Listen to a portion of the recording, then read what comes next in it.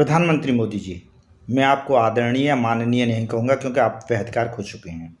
तो मोदी जी, आपसे एक सवाल है। आपने युवाओं को संबोधित करते हुए एक रील में कहा था कि थैंक यू फ्रेंड्स, युवाओं के सुझावों के लिए धन्यवाद दिया। लेकिन मेरा सवाल है कि आप किन दोस्तों की बात कर रहे हैं? उन युवाओं से जो आपके इंस्टाग्राम पर आपकी रील देख रहे हैं, जो आपके वीडियो पर कमेंट्स कर रहे हैं, या उन युवाओं से भी जो जंतर मंतर पर अपने भविष्य के लिए बैठे हैं? क्योंकि जंतर मंतर पर बैठे ये छात्र भी तो इसी देश के युवा हैं। इनके माता पिता की भी तो मेहनत लगी है, इनके परिवार की भी तो उम्मीदें लगी हैं। और जब परीक्षा व्यवस्था पर सवाल उठते हैं, पेपर लीक और गड़बड़ियों के आरोप लगते हैं, तो सबसे बड़ा नुकसान किसका होता है? इन बच्चों का होता है। इनका 1 साल खराब होता है, कभी 2 साल खराब होते हैं, कई बार तो उम्र भी निकल जाती है। और सबसे बड़ा नुकसान व्यवस्था पर से भरोसा टूट जाता है।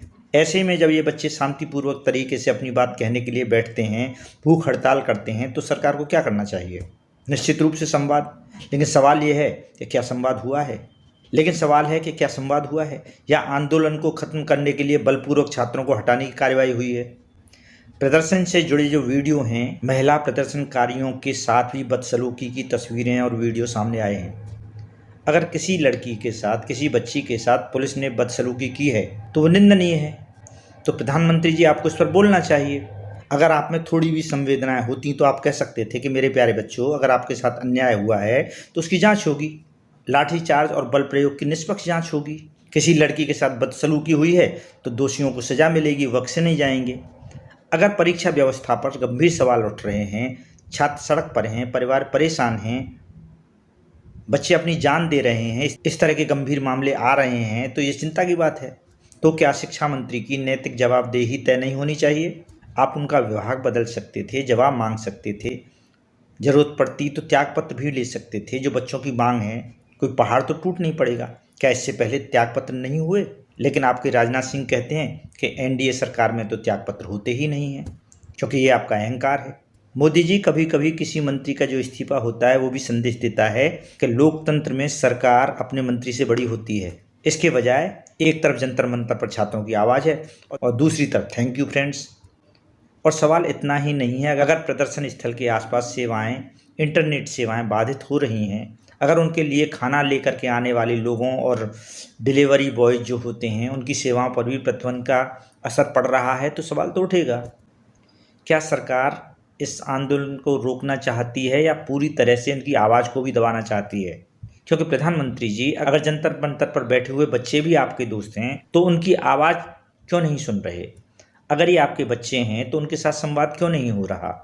अगर सोशल मीडिया पर सुझाव देने वाले युवा आपके फ्रेंड्स हैं तो अपने भविष्य के लिए लड़ रहे ये बच्चे कौन हैं?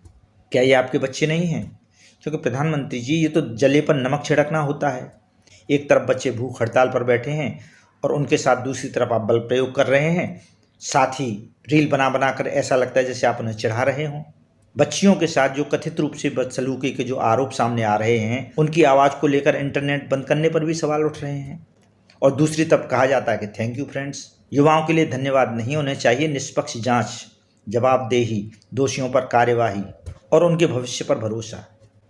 क्योंकि लोकतंत्र में तारीफ करने वाले ही युवा देश का भविष्य नहीं होते, बल्कि आपसे सवाल पूछने वाला भी युवा देश का भविष्य होता है। इसलिए अगली बार जब आप कहें थैंक यू फ्रेंड्स, तो थोड़ा सा सोच लें और उन जंतर मंतर पर बैठे हुए बच्चों को याद कर लें और उनसे पूछिए कि मेरे प्यारे बच्चों, तुम्हारी क्या समस्याएं हैं? क्योंकि आखिरी सवाल यही है। प्रधानमंत्री जी, जो जंतर मंतर पर बैठे हुए बच्चे कौन हैं आपके? अगर ये आपके बच्चे हैं तो इनकी बात को क्यों नहीं सुन रहे? कौन सुनेगा? बच्चे कितने गुस्से में हैं आपको पता है? आप जाके देखिए, वहाँ पता चल जाएगा।